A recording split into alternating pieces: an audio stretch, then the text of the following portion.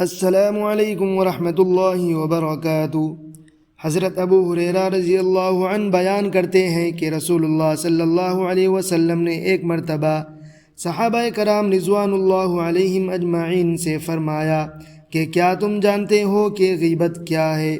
صحابہ رضی اللہ عنہ نے عرض کیا کہ خدا اور اس کا رسول زیادہ بہتر جانتے ہیں۔ پھر آپ صلی اللہ علیہ وسلم نے فرمایا، غیبت یہ ہے کہ تو اپنے بھائی کا ذکر اس طریقے سے کرے جسے وہ ناپسند کرتا ہو۔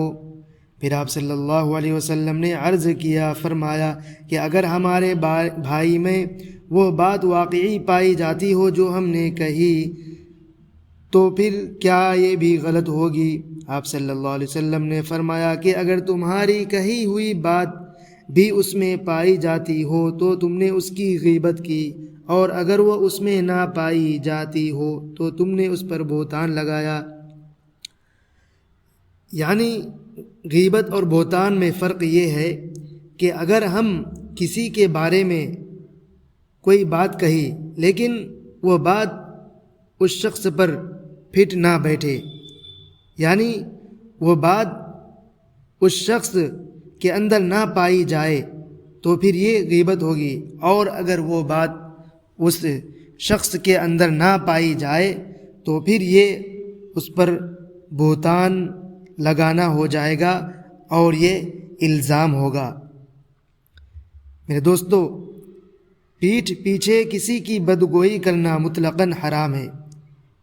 کسی کے پیٹھ پیچھے کسی کے غائب آنے میں اس کے بارے میں بدگمانی کرنا، بدگوئی کرنا، اس کی برائی کرنا، یہ مطلقاً صراحتاً حرام ہے۔ یہ بدگوئی اگر سچی ہو تو غیبت، جھوٹی ہو تو بہتان، اور دو آدمیوں کو لڑانے کے لیے ہو تو چغلی ہے۔ میرے دوستو، یہاں پر غیبت، چغلی اور بہتان تینوں کا مطلب آسانی سے سمجھ سکتے ہیں۔ میرے دوستو، اگر کسی کے بارے میں پیٹھ پیچھے برائی کرو اور اگر وہ برائی سچی ہو تو یہ غیبت ہوگی، اور اگر جھوٹی ہو تو پھر یہ بہتان اور الزام میں آ جائے گا، اور اگر کسی کی برائی دو آدمیوں کو لڑانے کے لیے ہو تو پھر یہ چغلی ہے۔ میرے دوستو، جب تم میں سے کوئی کسی کی غیبت کرے، کیا تم میں سے کوئی اس بات کو پسند کرے گا کہ اپنے مرے ہوئے بھائی کا گوشت کھائے؟ میرے دوستو، یہ قرآن کی آیت ہے۔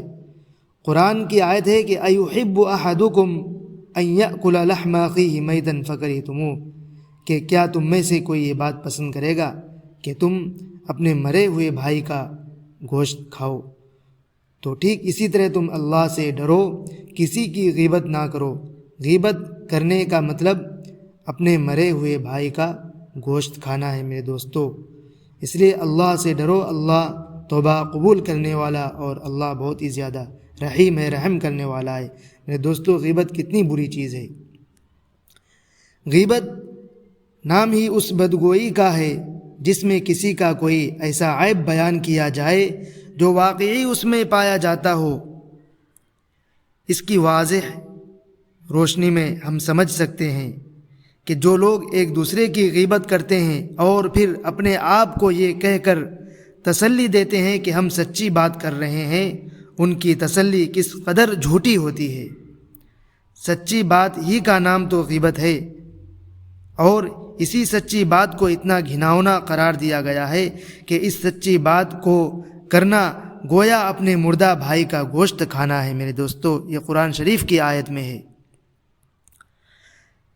میرے دوستو، حضرت انس رضی اللہ عنہ سے روایت ہے کہ رسول خدا صلی اللہ علیہ وسلم نے فرمایا کہ جب معراج ہوئی تو میرا گزر کچھ ایسے لوگوں پر ہوا، کچھ ایسے لوگوں کے پاس سے ہوا جن کے ناخن تانبے کے تھے، جن سے وہ اپنے چہروں اور سینوں کو نوچ کر زخمی کر رہے تھے۔ میں نے کہا کہ اے جبرائیل، یہ کون لوگ ہیں؟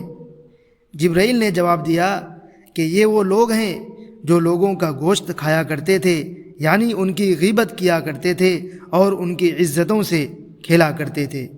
میرے دوستو، غیبت کرنا مطلب کسی انسان کا گوشت کھانا۔ مزید حضرت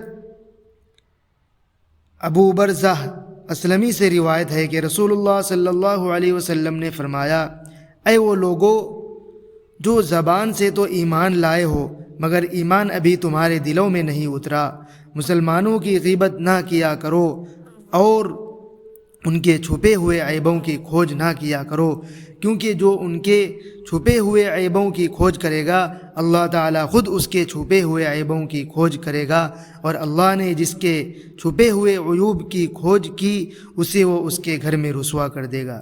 دوستو، ہم معاشرے میں بہت سارے ایسے لوگوں کو دیکھتے ہیں کہ وہ دوسروں کی برائیوں کو ٹٹولتے رہتے ہیں، دوسروں کی برائیوں کو کھوجتے رہتے ہیں، لیکن ایسا خود اس کے اوپر ہی الٹا ہو جاتا ہے کہ خود وہ شخص ذلیل اور رسوا ہو جاتا ہے، اس کے عیوب خود بخود اللہ کی طرف سے لوگوں کے سامنے آیا ہو جاتی ہے، لوگوں کے سامنے کھل جاتی ہے۔ دوستو، یہ دن اور رات ہم یہ سب چیز اپنے معاشرے میں دیکھتے رہتے ہیں کہ فلاں شخص فلاں کے پیچھے پڑا ہوا تھا لیکن وہ خود گڈھے میں گر گئے، خود ان کے عیوب اور ان کی برائی لوگوں کے سامنے ظاہر ہو گئی۔ میرے دوستو، اور بہتان یعنی الزام، غیبت کی طرح بہتان کی بھی بہت مذمت آئی ہے۔ میرے دوستو، جس طرح غیبت کی برائی اللہ تعالیٰ نے قرآن میں بیان کی، اسی طرح بہتان کی بھی بہت ہی زیادہ برائی آئی ہے، مذمت آئی ہے۔ حضرت عبداللہ بن عمر رضی اللہ عنہ بیان کرتے ہیں کہ میں نے رسول خدا صلی اللہ علیہ وسلم کو فرماتے ہوئے سنا کہ جس نے اللہ کی حدود میں سے کسی حد کو روکنے کے لیے سفارش کی تو اس نے اللہ تعالیٰ کی مخالفت کی، اور جس نے جانتے بوجھتے کسی لغو بات میں جھگڑا کیا وہ ہمیشہ اللہ تعالیٰ کے غصے میں رہے گا۔ یعنی جو شخص جانتے بوجھتے کہ یہ بات غلط ہے، یہ بات صحیح ہے، لیکن پھر بھی اس کی سچائی کو جانتے ہوئے کوئی شخص اگر کسی فالتو بات پر لڑائی جھگڑا کرے جان بوجھ کر، تو اس شخص پر اللہ تعالیٰ کی طرف سے ہمیشہ غصہ رہے گا، یہاں تک کہ اس جھگڑے کو چھوڑ دے۔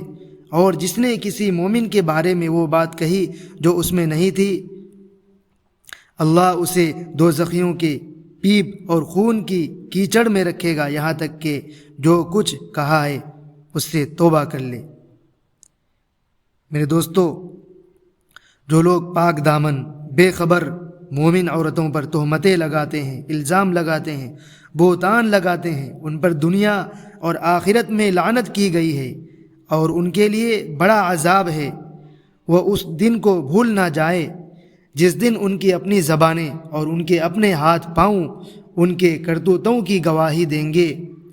اس دن اللہ وہ بدلہ انہیں بھرپور دے گا جس کے وہ مستحق ہے، اور انہیں معلوم ہو جائے گا کہ اللہ ہی حق ہے، سچ کو سچ کر دکھانے والا ہے۔ میرے دوستو، قیامت کے دن ہم انسان جو بھی عمل کرتے ہیں اس دنیا میں، چاہے کسی کے ساتھ اچھائی کرے تو اس کا بدلہ دیا جائے گا، اور اگر ہم کسی کے ساتھ ناحق سے پیش آئے، کسی کے ساتھ ظلم کرے، میرے دوستو، اس کا بھی بدلہ دیا جائے گا۔ بے شک میرا رب سچ کو سچ کر دکھانے والا ہے۔ اللہ تعالی ہم سب کو صراط المستقیم پر چلنے کی توفیق عطا فرمائے، آمین۔